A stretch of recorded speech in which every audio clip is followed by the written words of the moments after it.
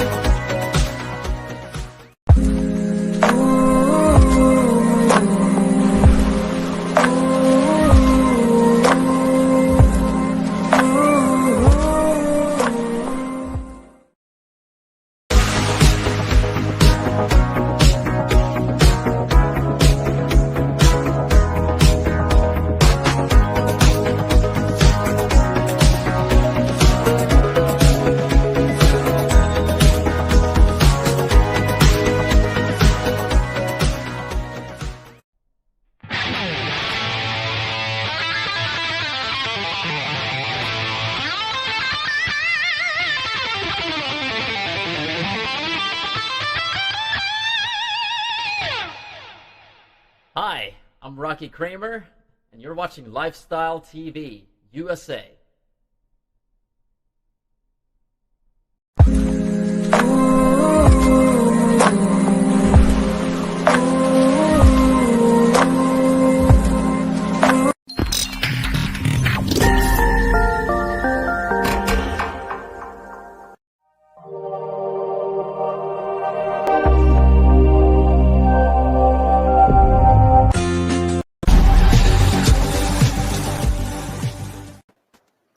Good morning, ladies and gentlemen. This is Lifestyle with Dr. Moby, and today we are honored with great guest all the way from UK. Let's welcome our Insta Queen, Estelle Kibet, right?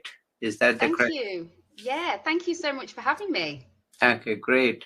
And she has done amazing work, and I would like people to know and see that, and I would like to actually share that screen in a second. She has done a lot of Insta as well as a lot of marketing. As you can see, she's a founder, creator of Immortal Monkey, keynote speaker, seen in Forbes, #1 Amazon author. Wow, what a journey, huh? It has been a pretty crazy roller coaster of, the past 5 years have really, been a blessing, totally. Okay, great. Very nice, very nice. And so tell me, how did it all start? How did it all start? It started, I think, when I became a business owner for the first time. So I had become a single parent to my 2 boys after being in a really long-term relationship. And I realized that I needed to find a job that was going to be flexible and allow me to not only, provide for us financially, but for me to be here with them as well. And the only skills that I really felt that I had at the time were in photography. I'd done a night course. And so I decided to become a wedding photographer, which was absolutely amazing. It allowed me to follow my passion. I'm very creative. But what I didn't really grasp was the business aspect of, any sort of business. I think a lot of people go into business with a passion, but don't really have a lot of, business knowledge to back it up. And I found there were a lot of other people who felt like this, a lot of other mums.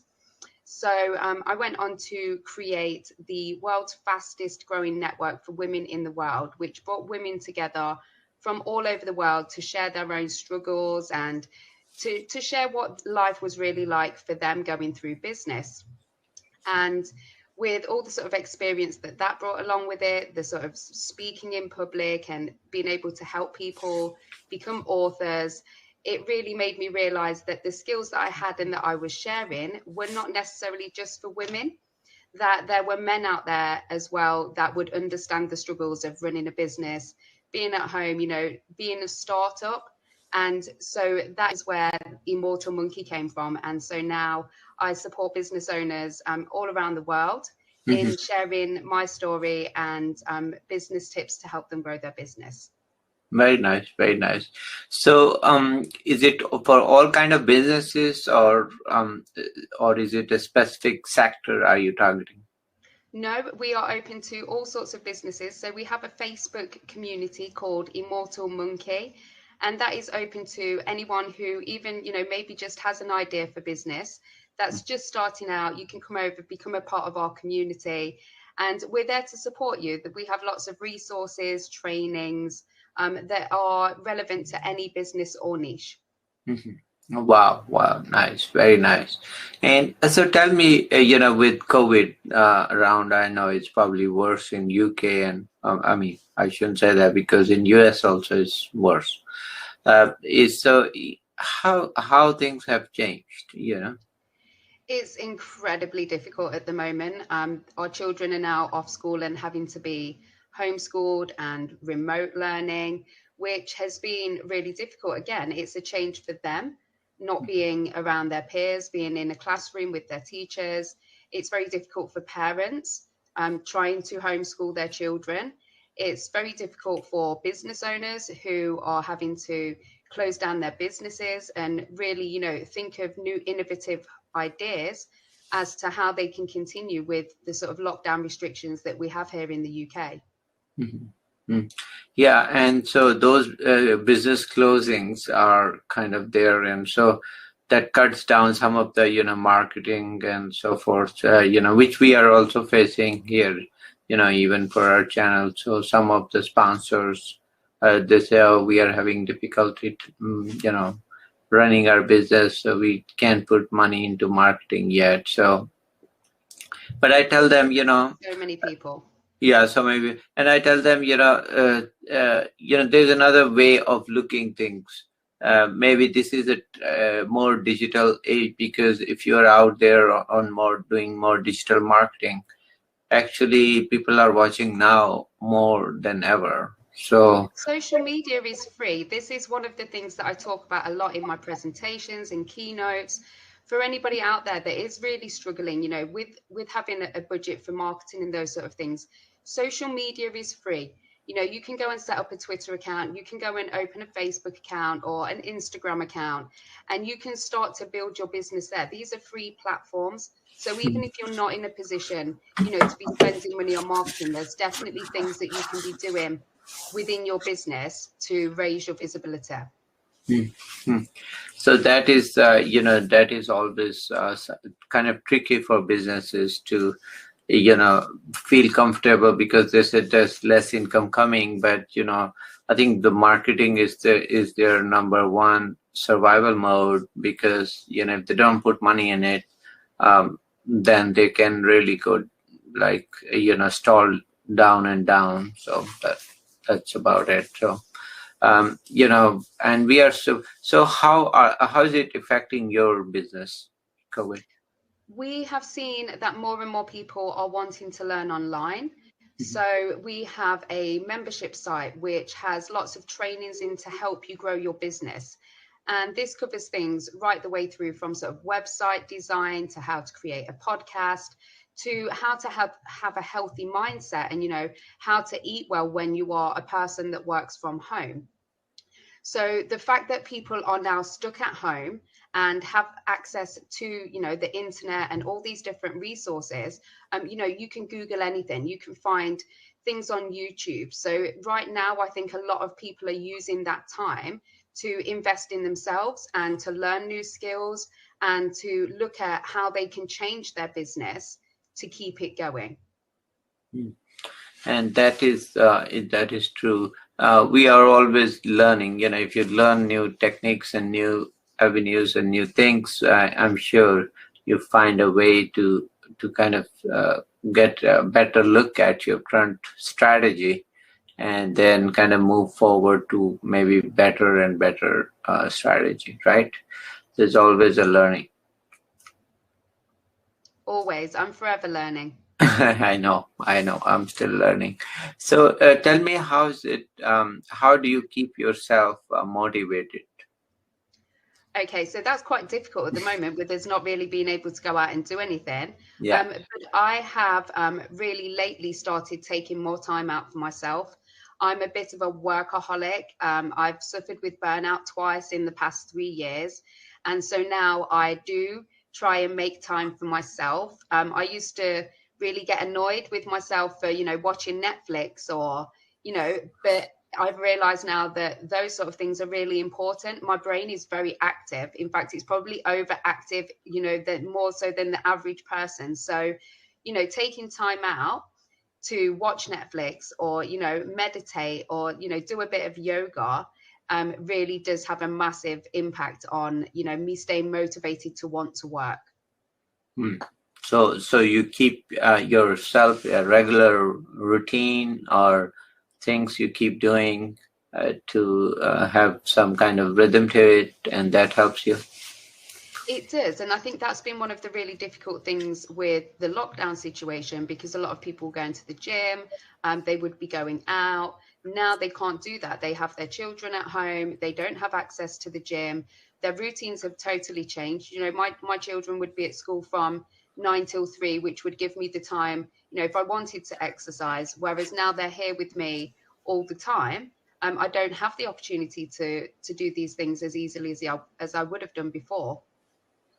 Okay, yeah. So definitely, those are difficult times right now because of COVID. And other thing I find is very interesting that, I, at least same for me, I used to think that, with me working from home might be easier, but actually it's very difficult because yes, you are at home, but problem is you're sitting for many hours. And can you take a break? it's like we kind of blur those lines. Before that, if you're in office, you're kind of walking, going, taking lunch break or some kind of thing, walking a little bit. But now you're sitting at home and for hours, and by the time you look at it's already sunset. So, that's like tough, really tough, I find It it. is really hard, and I think as well, especially small business owners, they kind of suffer with this a lot. I think a lot more people are realizing how tough it is to run a business by yourself, because you don't have that support of, your team or your office. You are literally, there by yourself the majority of the time. So I think that now people will definitely not take for granted the people that they have around them so much. Yeah, yeah. And then it's fascinating, that before that kids used to love phones and be on the computer, and now if you tell them to do that, they hate it. And because there's like they are forced to do computers and say, because there's nothing outside. Before that we used to say to kids, okay, go out and play and do things, and there's no, I'd rather be on playing indoors. Now we are indoors only, so now they hate that. It's very hard. I have two boys and they're very different. One is quite happy to stay indoors. The other one is very much free-spirited and likes to be outside. So it's really difficult, but trying to get either of them to do some homeschooling on the computer, they definitely prefer their games. Oh, I know. So how's it? You said for one is it's okay. He's okay with staying indoors, but the other one finding it very difficult.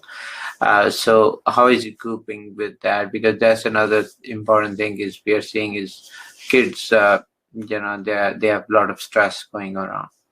Yeah, definitely. I think they're both managing it in different ways. My youngest one, who likes to be outdoors a lot, he's very much a people person. So the fact that he is at home and not around his peers, he is finding extremely difficult. And he prefers to be outside, which is obviously very limited now. But I think it's working and finding a compromise. I've been speaking and communicating a lot with his school and his head teacher, and we're going to try and find, a middle ground that is going to work for him to be educated, but so that his mental health isn't suffering, because at the moment he's extremely upset and he's not settling into the homeschooling as well as his older brother is. And I think that's the thing that we need to recognize, the fact that everybody's different. Everybody is going to react differently. Everybody is allowed to feel differently to the situation we're in. So I think it's about, being kind and trying to be considerate of, maybe a little bit more flexible with how we would usually be.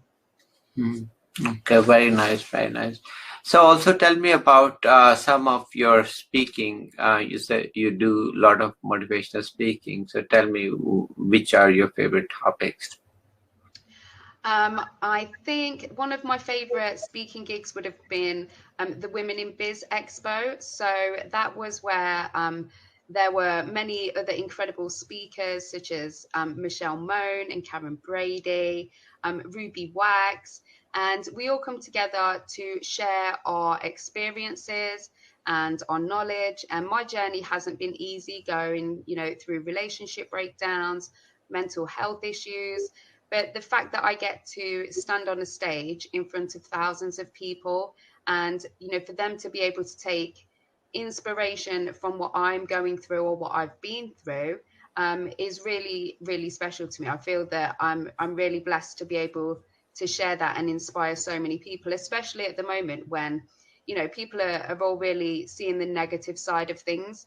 And I think it's really important that people see, business owners like myself and see that, we're all struggling together. It doesn't matter, whether you're working in a restaurant or whether you have a business that's turning over, multiple millions. We all are going through a really, really stressful, strange time at the moment, and we're in this together. Yeah, no, that must be a wonderful experience or stage to share with so many successful people, as you mentioned. So tell me, other thing is, my wife also works, and I always find it fascinating that worldview is totally different, how it rewards as well as acknowledges women business, uh, and why it is still so different in this age. Sorry, say that again. I say why for females or other sex is different in terms of business, whether they are acknowledged, paid, or whether they are, have to do the business. They find kind of a lot of different, things to accomplish to reach the same level. So the difficulty I find is puzzling, although they deliver much better work. Okay, so this is why I think we've seen, especially here in the UK in the last few years, a huge rise in women becoming self-employed and starting their own businesses, because they know then that their growth is only dependent upon them. There are so many instances still right now, where women are not being given the opportunities that men are, hence why there are, so many more businesses owned by men and men in senior positions. But I think we're moving forward rapidly, and I think COVID has really made people realize that you can work from home. It's extremely difficult when you are in the role of a caregiver to have a full-time job at the same time as giving full-time care. So I think the fact that lockdown has forced women to realize that they can be at home and to think more creatively about what they want from their careers has hopefully given them a little bit of food for thought in the fact that, maybe they don't have to go back to the workplace. Hmm.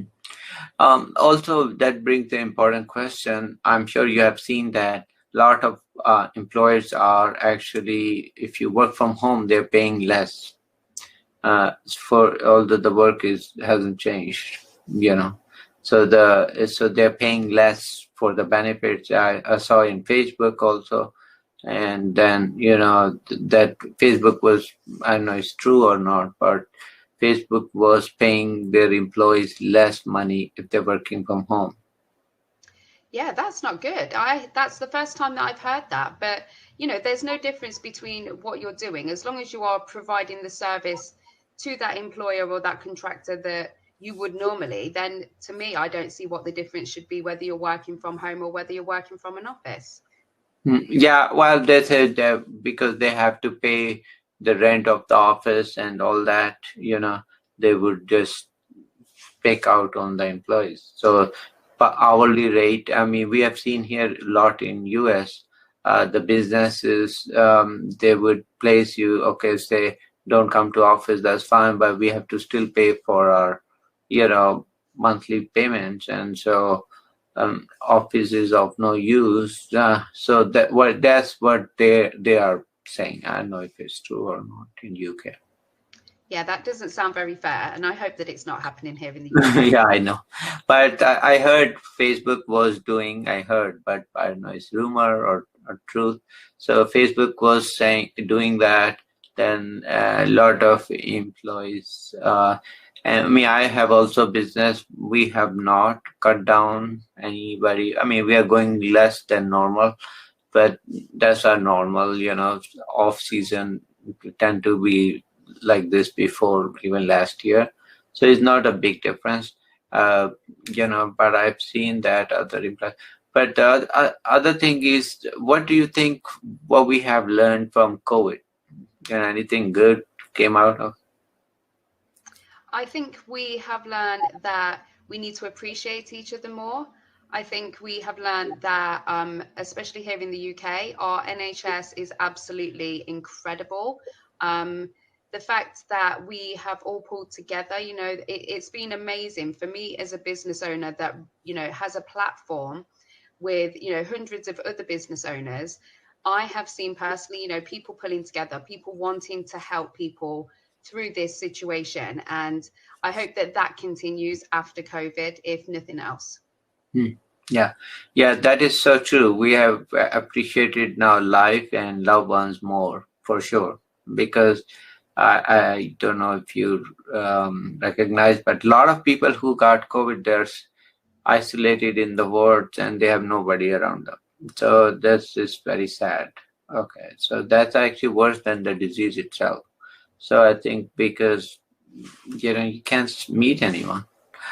So I think the other thing is we have seen less pollution outside.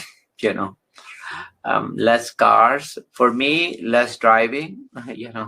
I used to drive about 300 miles a week, and I'm not doing anymore. So that's true. Those are good things happening. And I think for future, it's going to change how we do business. A lot of home businesses will be, so you can be working from home. And I think the business model is going to change tremendously, even pandemic gone or stays, right? Yeah, I think most definitely technology now has, been pushed to its limits. I think COVID has really made people within that niche, realize that there is so much more. Instagram are bringing out new features so that you can interact with people, and the way that we video call and have conferences.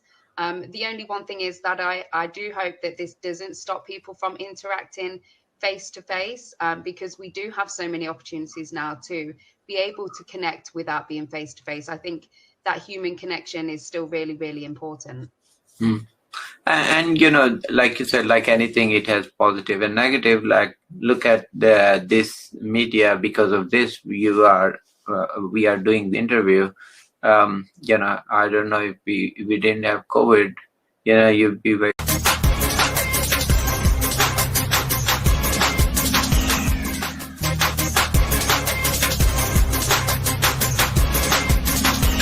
Good evening, ladies and gentlemen. Welcome to my show, Lifestyle with Dr. Moby. I'm Dr. Moby. Today we're gonna discuss basically few pointers for diet.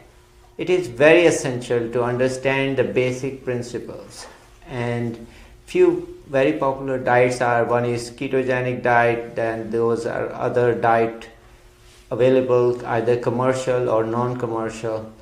But one important fact is that all diets can only succeed if we do a gradual change in our lifestyle. No diet is permanent. All comes down to our basic change of understanding of our lifestyle. So it is always good to review again my book for reference. And today's show we're going to discuss some of the basic principles of diet and lifestyle change. So first of all, whatever change you do, it's important to do it gradually. There's no deadline. When people come and ask me that I want to change my diet and do it in 10 days or 30 days, that's good if you do it, but problem is what will happen after 30 days? How are you going to sustain those changes? So first of all, very important is have clear concept of diet, which is or lifestyle. It is lifestyle. It's not one day thing. It's not 30 days. It's going to be rest of your life. Very important principles are basically we have to understand we only eat what is needed for our body, not more, not less. And you want to just optimize your body, because if you overeat, it's hard for body to burn those calories. So first concept is about basic metabolic requirement of a person, which is basically defined as your activity level and the calories which we can burn or utilize. So if you are doing marathon, then you can definitely adjust those calories. But for normal day-to-day work, most of people don't burn more calories because they have average lifestyle.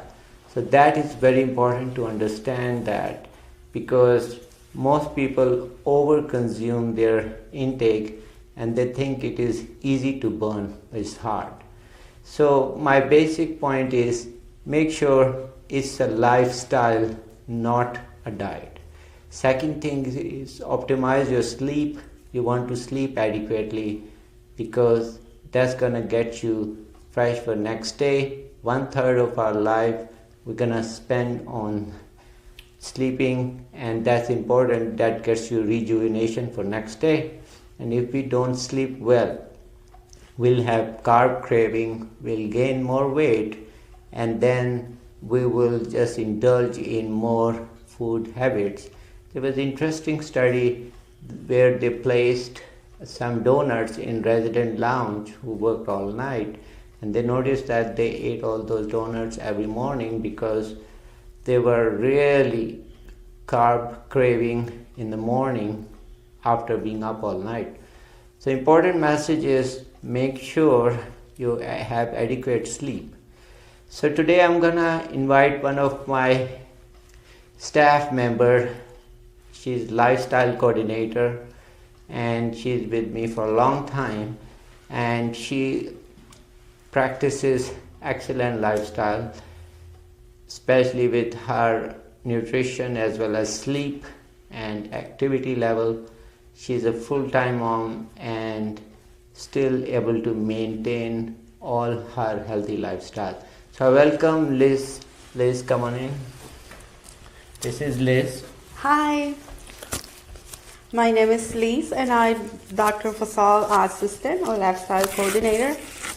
I try to eat healthy, not to drink too much sodas or any juices that have a lot of sugar. What I try to do, especially for my kids, I try to do the juice at home with just adding a little bit of water.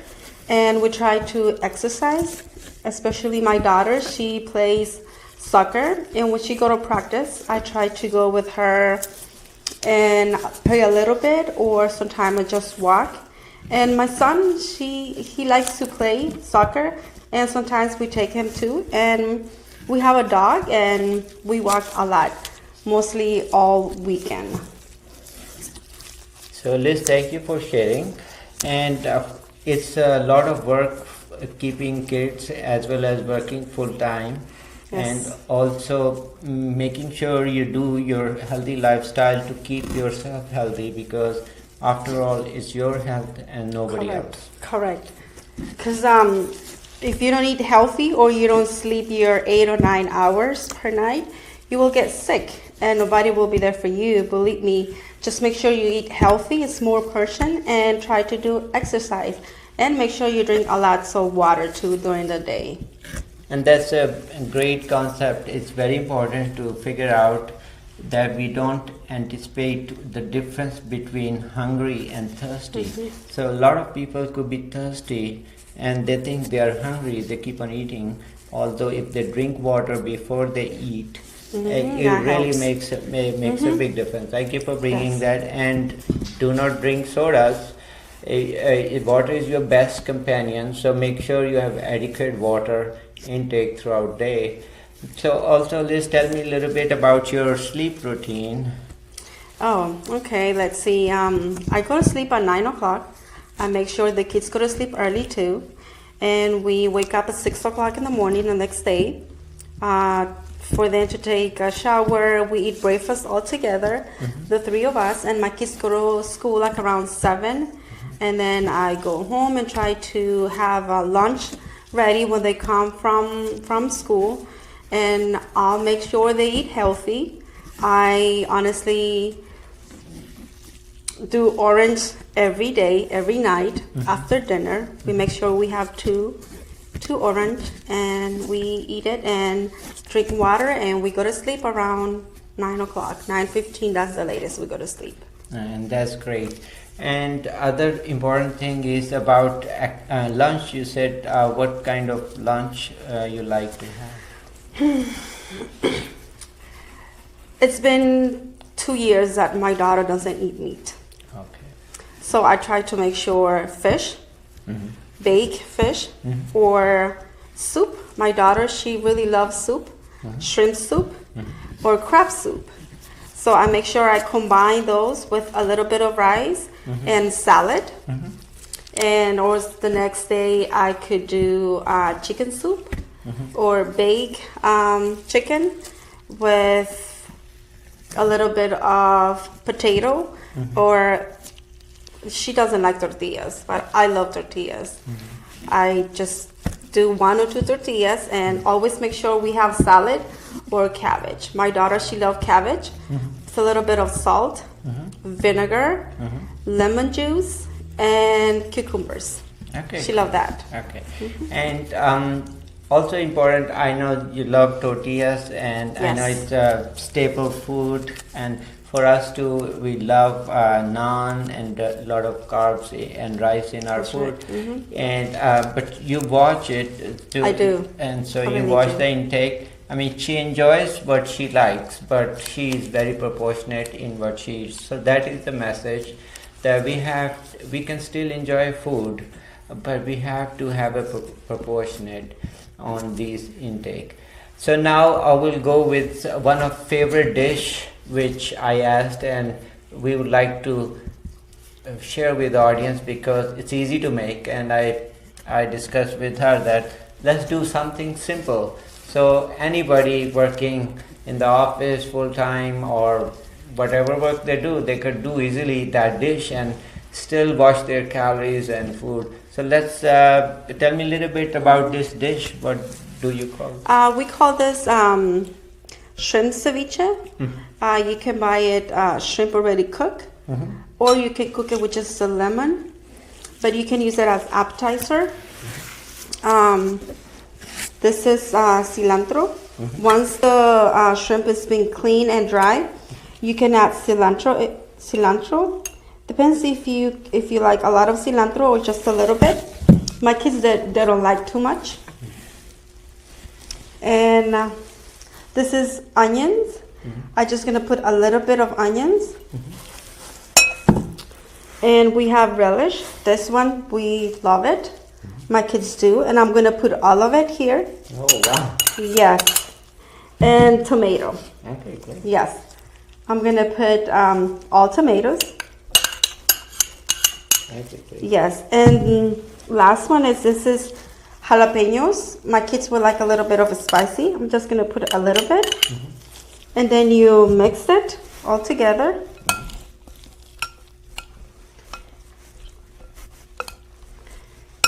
And to make a little bit of soup and taste it good, we put a little bit of tomato sauce. This is for shrimp.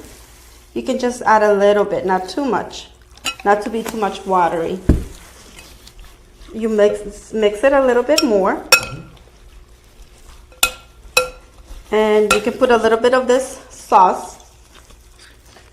Okay, that is soya type sauce. Yeah, a little bit, yeah, kind of soy sauce. Soya sauce. Okay, great.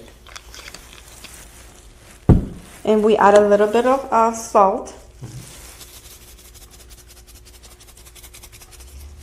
And a little bit of pepper.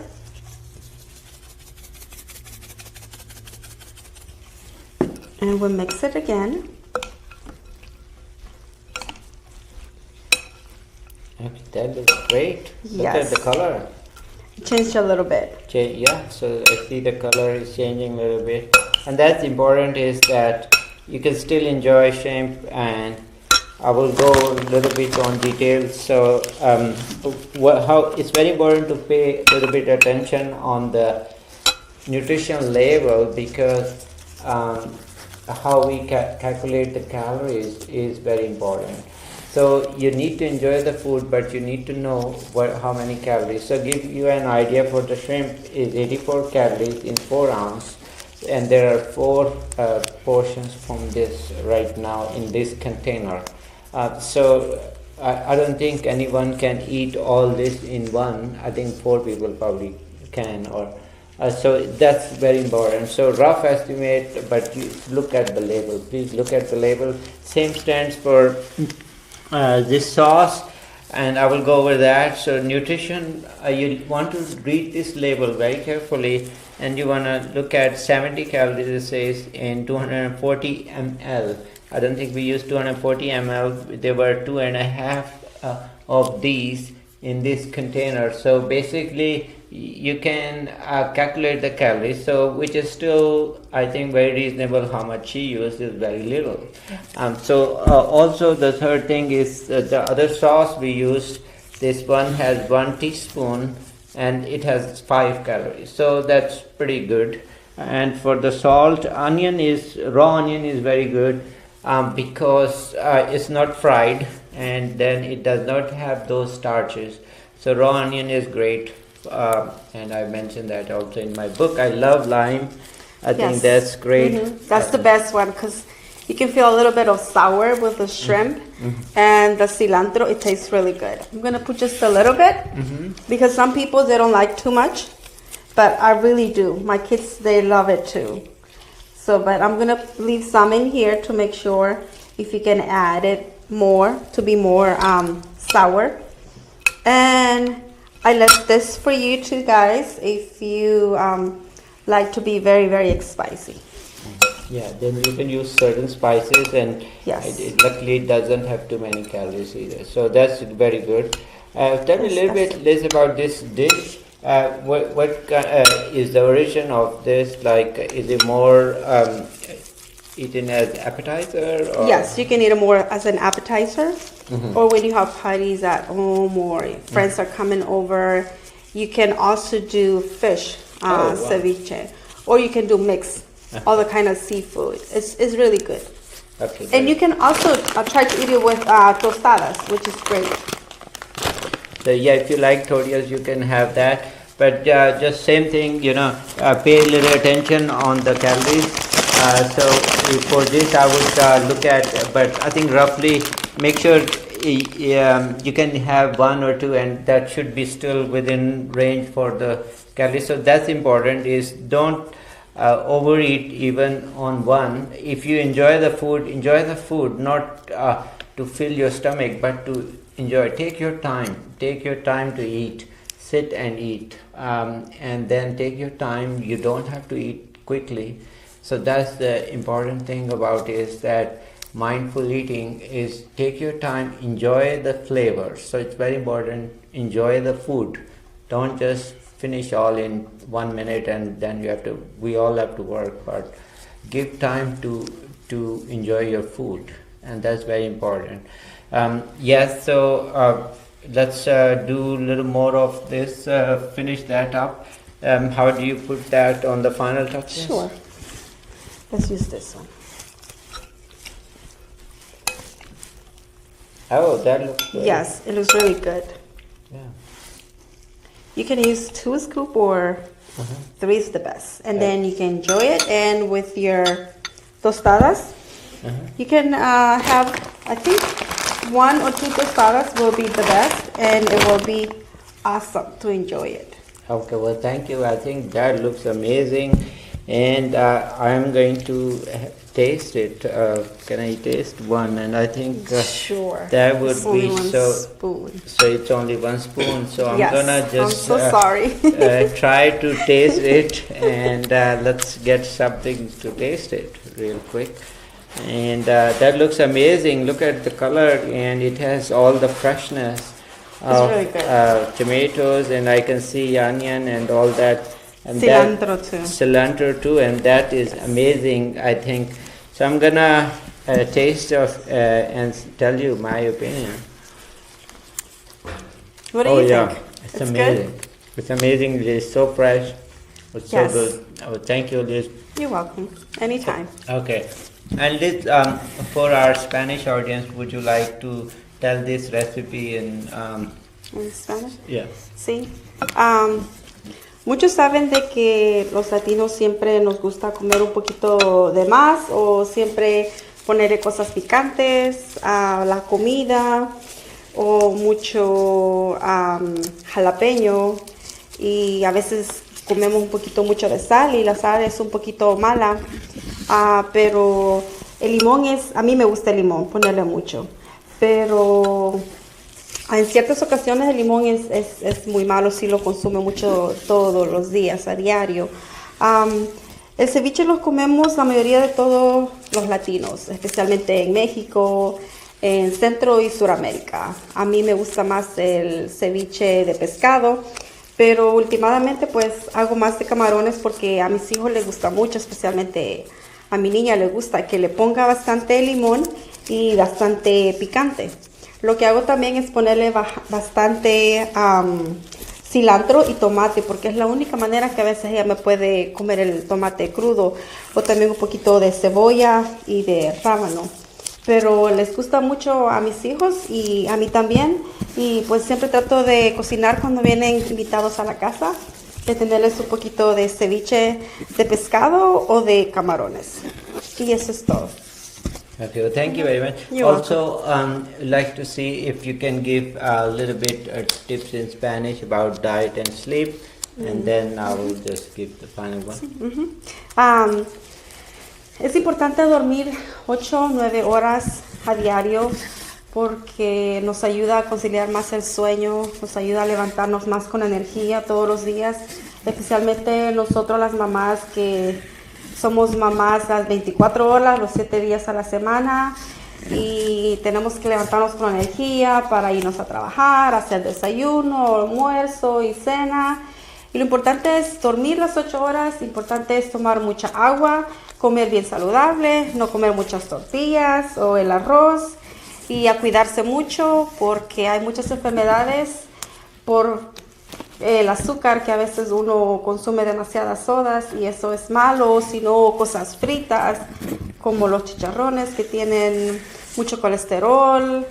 Pero tratemos de comer mejor y comer saludable y hacerlo más en el horno que hacer las cosas fritas. Thank you very much.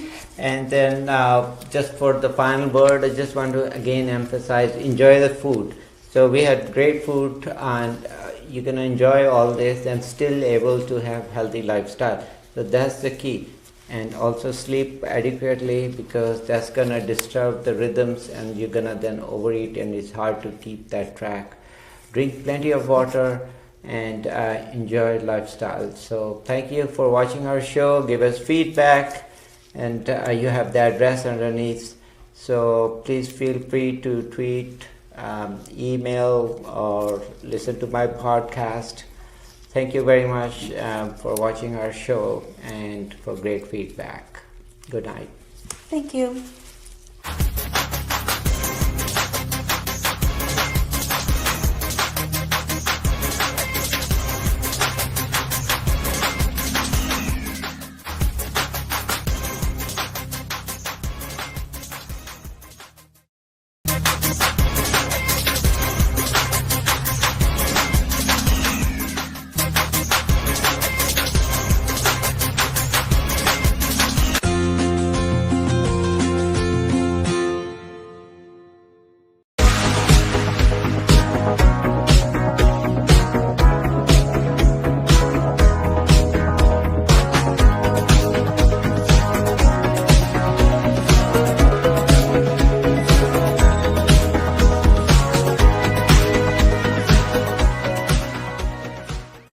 So today I'm at Berkeley, Virginia.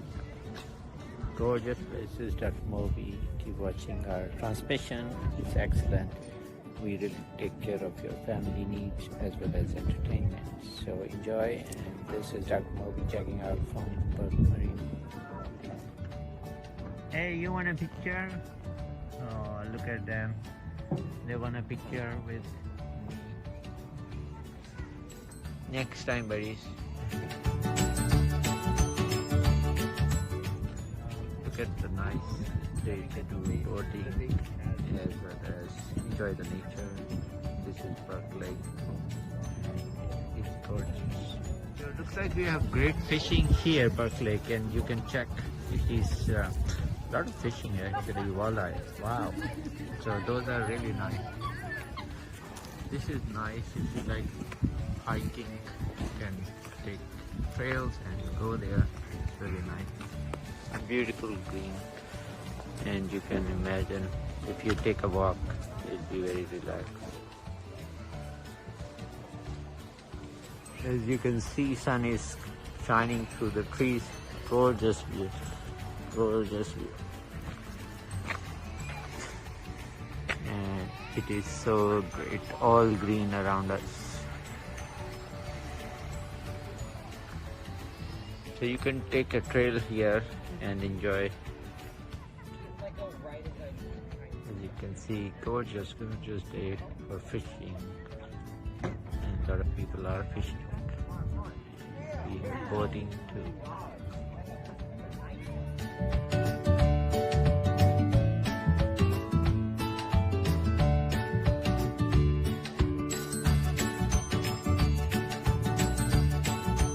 Hi, this is Dr. Moby with Lifestyle TV. Keep watching our TV and shows.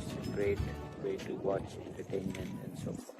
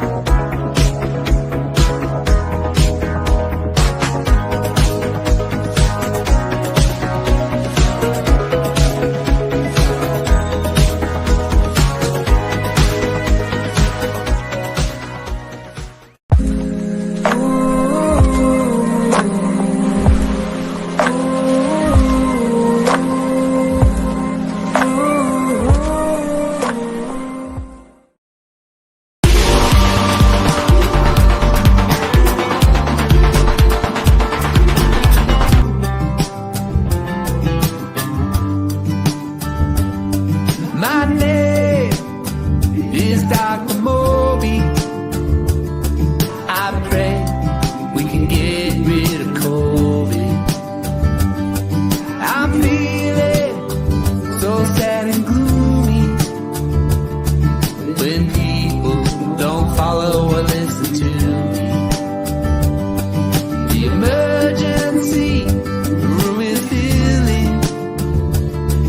A family wants to turn back time. They wish they had been willing to wear a mask, but now they're saying goodbye. It breaks my heart. I'm dreaming and I can't think. I salute the unsung heroes, all the healthcare providers who put their lives on the line for you and I.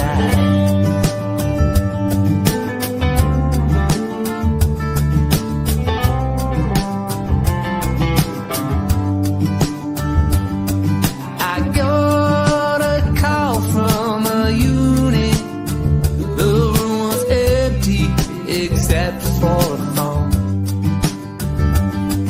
A hug is just what you need. We all feel so alone. There's a person who is cleaning, working and working non-stop. I wash my face and I am ready. It ain't time yet to close up shop. It breaks my heart. I'm dreaming I can't think.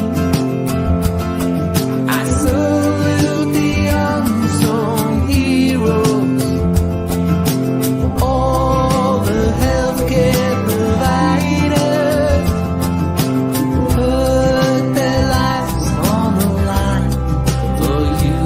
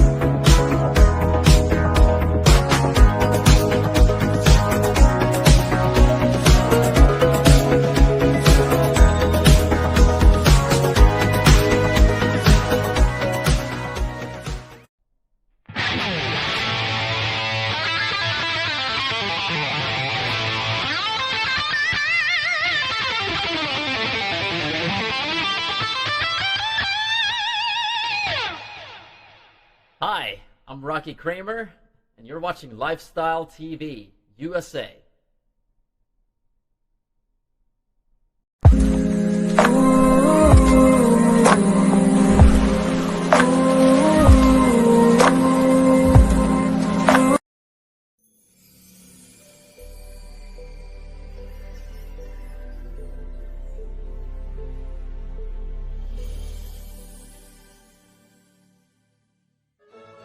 Coming up, we'll be on location at Best Health Sleep Center in Dumfries, Virginia, discussing the latest advances in sleep disorder treatment, health, and wellness, and how they can effectively treat sleep apnea and help you get a good night's sleep, as well as restoring your health and wellness with one of this area's top doctors, Dr. Mubashir Fazal. Dr. Fazal is board certified in sleep medicine, hospital medicine, as well as family medicine, and has well over 20 years of experience. Dr. Fazal also received a medal for academic excellence while he was attending medical school. He also was chief resident and then became chief of medicine at a hospital in Michigan. Dr. Fazal works extensively with not only the private sector, but also federal government organizations, including the VA and the U.S. Army, among others. Dr. Fazal is also one of the very few doctors in this DMV region who specializes in both pediatric as well as adult sleep medicine. He is widely recognized as one of this region's top doctors. Welcome to the Best Health Sleep Center. This is Dr. Fazal, Medical Director, as well as Board Certified Sleep Specialist. I'm here to help all your sleep needs. We serve Maryland and Virginia area, and we take care of adult as well as pediatric population. Welcome. My name is Samara, and I'm the office manager of Best Health Sleep Center. I will make sure you've got a good customer service, and I will take care of all your sleep needs and scheduling. Hi, I'm Christopher. I'm a patient care coordinator, and I'm here to go the extra mile and make sure you get exceptional customer service. Hi, my name is Liz. Bienvenidos a nuestra clínica. Estamos aquí para ofrecerte ayuda si tienes problemas para dormir. Si tienes problemas de sobrepeso, si sufres de ansiedad o si no puedes dormir y porque roncas mucho, estamos aquí esperándote que nos llames. Tenemos oficinas en Maryland y en Virginia. Gracias, te esperamos. My name is Mohsen. I take care of all the DME equipment needs. Even after the follow-up, I make sure that all the patients have been taken care of at the best level. They really care about their patients, very responsive.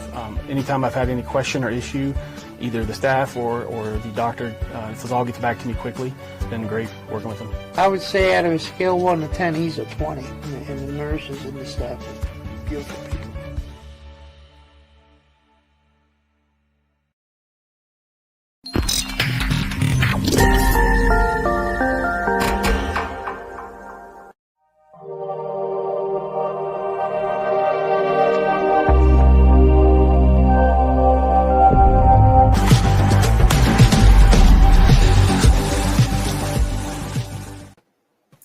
Good afternoon, ladies and gentlemen. Welcome to Lifestyle with Dr. Moby, and today we are honored with great guest Hillary Russell with us. Hillary, how are you doing?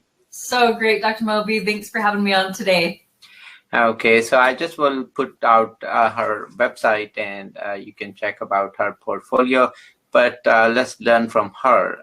So tell us, Hillary, how would you define or would like your description here?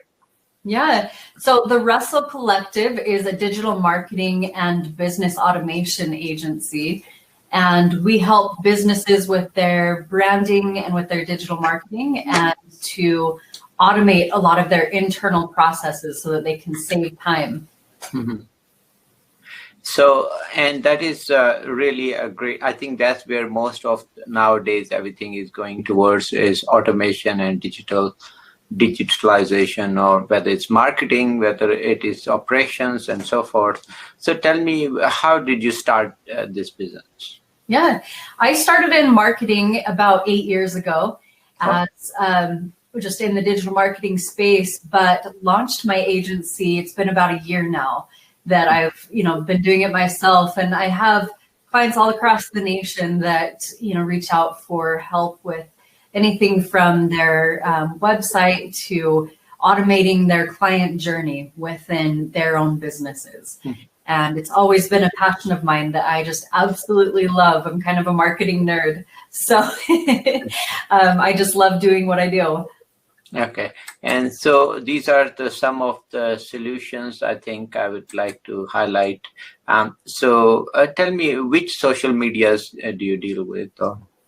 Yeah, so with the social media, we work on every platform, on Instagram, Facebook, Twitter, LinkedIn, YouTube, Pinterest even, and really just do the best strategy for the particular business to help them reach their audience and their target.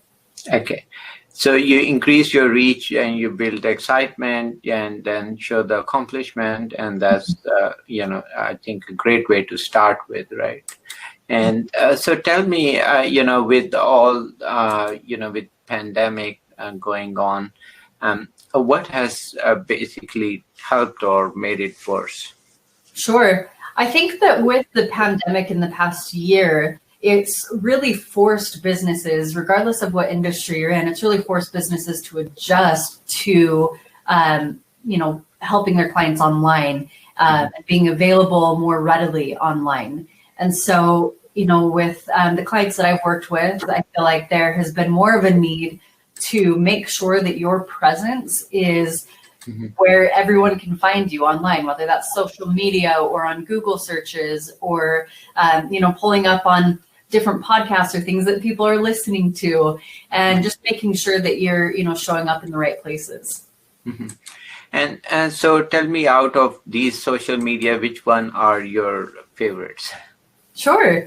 So for social media, I particularly love Instagram. I feel like that's one of the best places to reach a wide audience because you can use hashtags in your posts that a lot of other individual users will follow. So if you're making posts for your business, you can use little hashtags in the captions to make sure that you're pulling up in front of different audiences. And that's one of my favorite things. I also love the platform Pinterest because a lot of businesses don't necessarily use it as a traffic generator, but it is by far one of the easiest platforms to get traffic onto your website. I've had a lot of clients who we will set up, 30 to 50 sometimes different Pinterest posts every single day for them. And it can easily become one of the highest traffic generators for your website.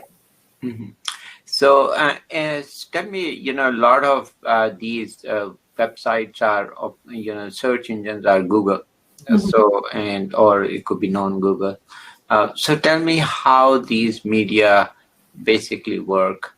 I mean, do they read what are you clicking, or do they read basically, what you have searched? Sure. So with the way that your Google searches work, is that what you mean? Yeah. So with Google algorithm, it's constantly changing. In fact, they just did another update about 6 months ago that's changed the way that searches happen and the way that you rank on those Google searches.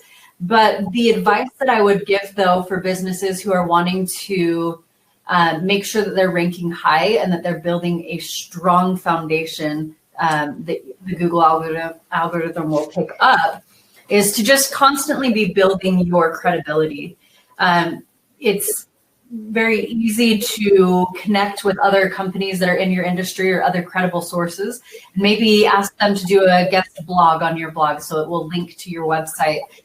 You can also reach out to other collaborators and connect with them to get those same type of backlinks. Another thing that you can do that's very low cost is publishing your Google listings. There's about 80 listings that Google really watches, and it costs maybe $30 to do that. And you can instantly have those business listings in all 80 of those different places. So those are some of the tips that I would give for making sure that you're ranking high without spending a lot of money. Okay, so what you're saying is if you have business links out of Google and you're paying it, that's worth investment because it's going to, they are going to highlight most. And the same I've seen with Yelp, or they want, so I've tried both Google, Yelp, and, so now is Amazon also jumping on this? They do, yes. Yeah, if you are, if you're doing things through Amazon, there's different ways that you can boost your rankings there as well to make sure that you're pulling up in front of more people.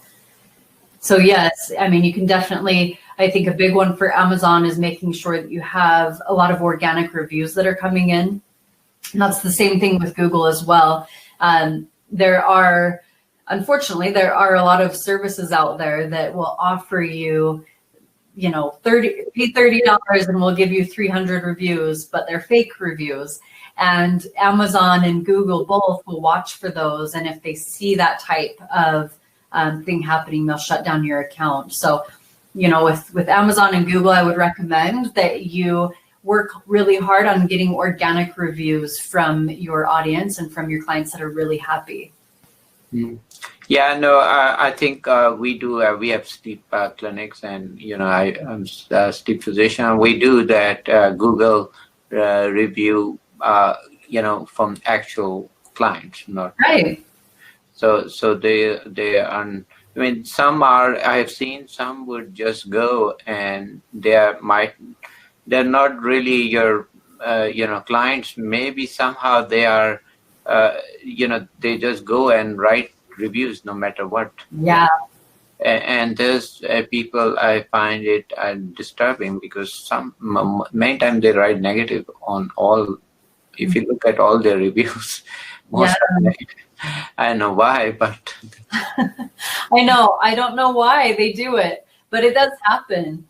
Yeah, and if that does happen to you, or if it's happened to your business where a review is left for your company and it's not a client and someone that you've never worked with, you can flag that review to let Google know that it's not correct. And if they receive enough, flags on that review, Google will actually remove it. Okay, they will remove.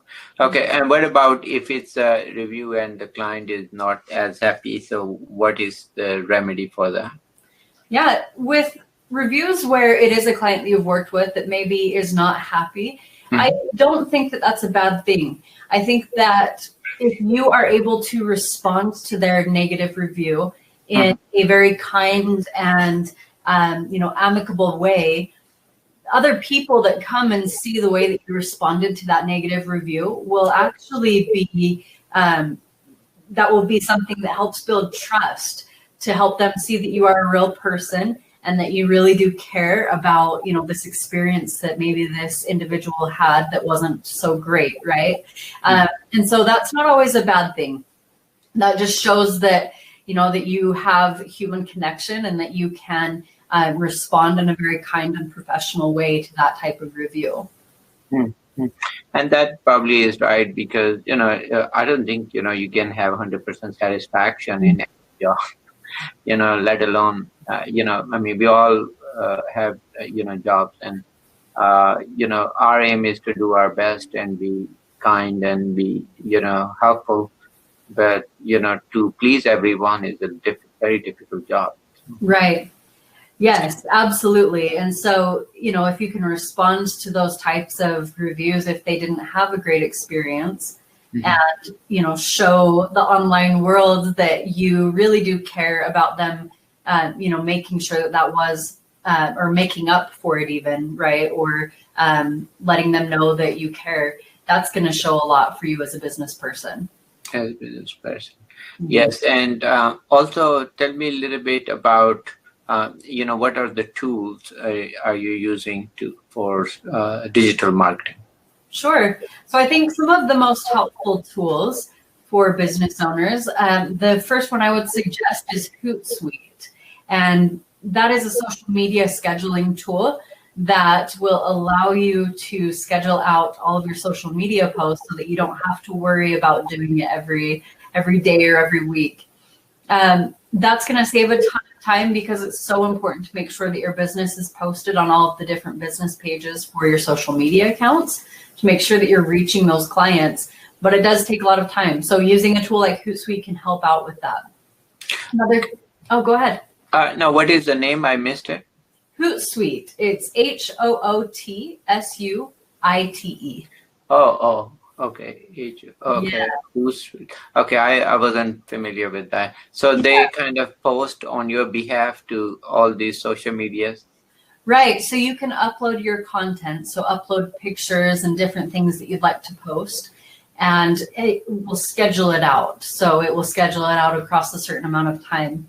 So as an example, I will usually schedule out posts on my different social media accounts for 3 months, so that for 3 months, I don't have to worry about posting anything. So that saves a lot of time. That is very good. Yeah, that is very good. And what about, are there certain days where people read more social media versus others?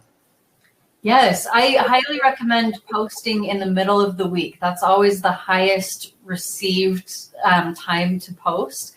It's when people are kind of bored with their days, in the middle of the week, they're just waiting for the weekend. And so a lot of times they're scrolling through social media. So the middle of the week, Wednesday, Thursday, those are the best times to post. So those are the best times. Mm-hmm. Okay. What about day or evening? Which timing is there? Yeah, it's honestly in the middle of the day and at night. So really late at night, like 8 to 10 p.m. at night are going to be the best times.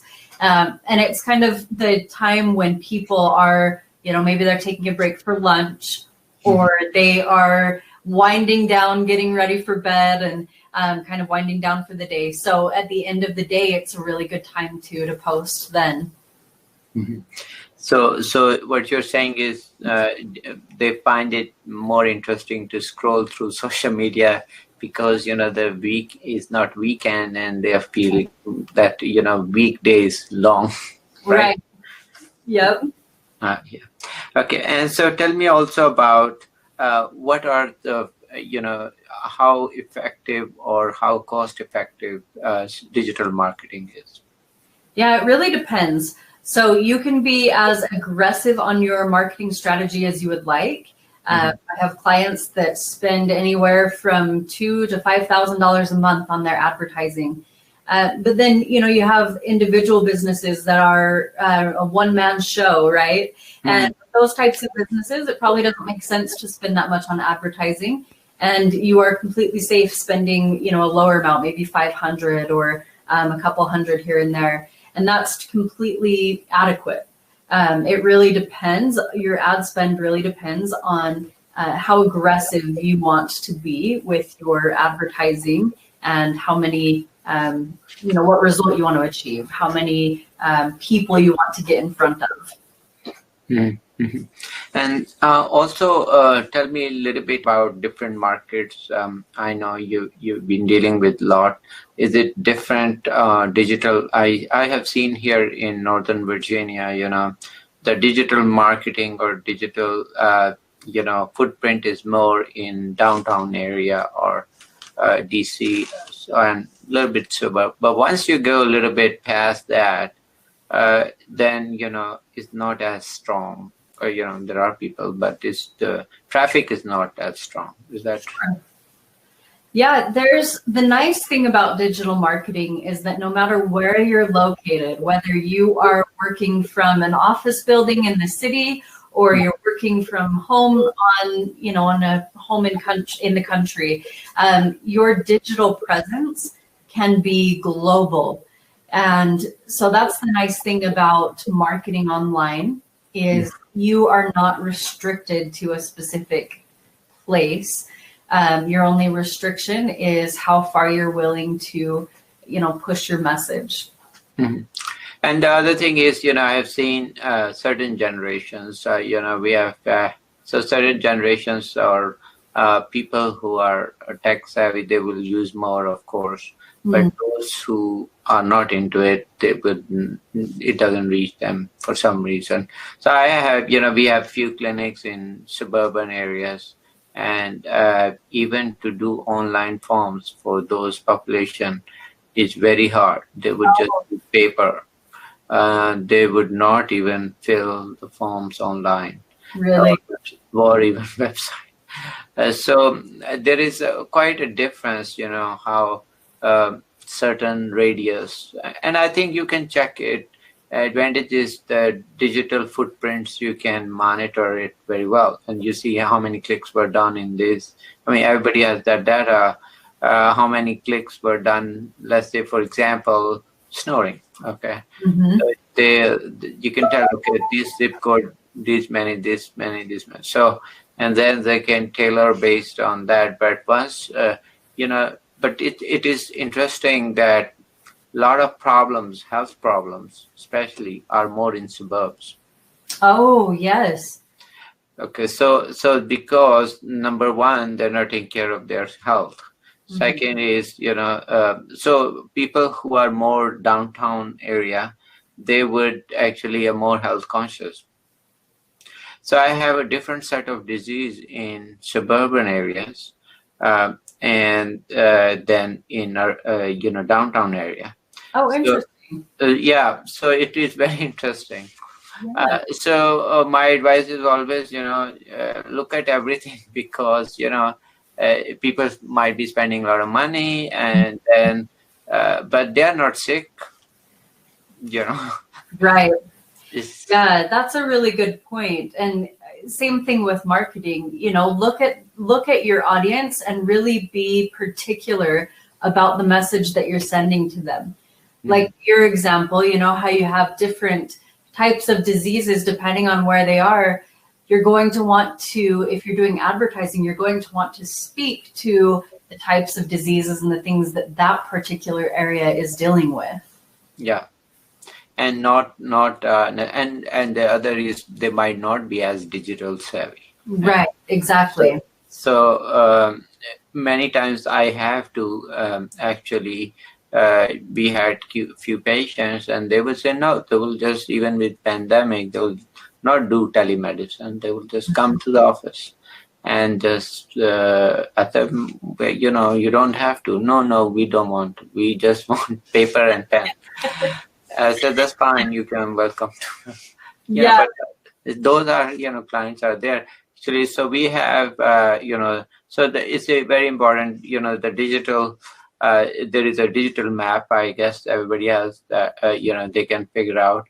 But there are other areas which, first of all, might not have even internet. And then even if they have internet, they don't know how to use the computer. Right. And then they would never check Facebook and they don't know what you're talking about. So right. those are always challenging. So, but you're absolutely right. Digital, of course, big market, big market. Yeah. So we have, but these are the strategies, I guess, that help more of the digital, footprints and so forth, right? Yeah. But tell me, what about some of the difficulties you face? Sure. Well, what you're explaining, where, you have a generation that maybe doesn't look at their emails or their social media, and so they're not going to see those advertisements. That's something that I've run into with a couple of the clients that I work with, who, maybe run a practice that serves, like an older generation that maybe is not online. And one thing, just to talk about that a little bit, one thing that we've done that has been really successful is, instead of creating content or creating advertisements that are geared towards that generation, who your clients would be, we have created advertisements that are the age for like their children.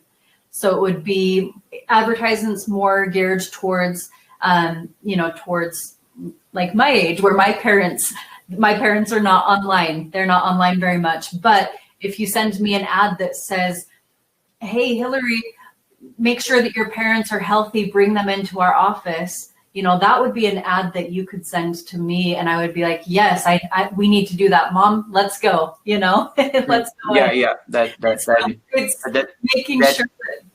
making sure that the message is going to the audience that you can get in front of, that's going to help get those clients in your doors. So there's some strategies you can do with that. No, that is a very good point.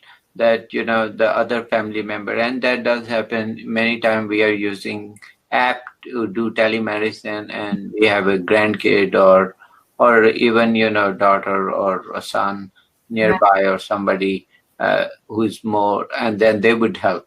So we use their phone to do that, because they can't even do anything. Yeah. So those are that is so true. So I would any final thoughts you have for my audience? I've appreciated so much you allowing me to be on the show today. And I would love to answer any questions that any of the listeners may have. My email address is here, info@therussellcollective.com. And I would be happy to help out with any marketing questions. Okay. I think, first of all, I'll have a lot of my marketing question for myself. Yeah. Check with your company, and then definitely give feedback to my audience. But also, I would like to emphasize that the website is not Russell Collective, because that's what I tried before. There's another site came out, and she is the Russell Collective. Yes, the Russell Collective. Yes. Yeah. So I did not know they already made another site by similar, and it was confusing. So TRC, that's, I think, really a nice logo. So check her website, and definitely, avail her services. I'm going to definitely get her advice, and go from there. So with that, thank you, Hillary, for coming to our show and kind of giving us a great feedback on all these and giving tips and so forth. You are welcome. Thank you, Dr. Moby. Take care. Thank you. Thank you.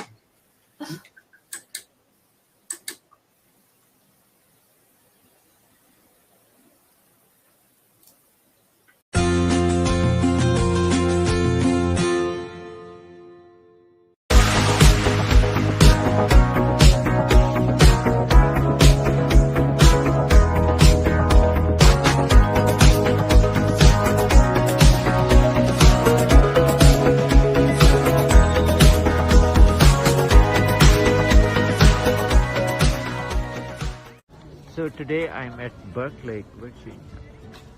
Gorgeous places, Dr. Moby. Keep watching our transmission. It's excellent. We really take care of your family needs as well as entertainment. So enjoy. And this is Dr. Moby checking out from Berkeley Marine. Hey, you want a picture? Oh, look at them.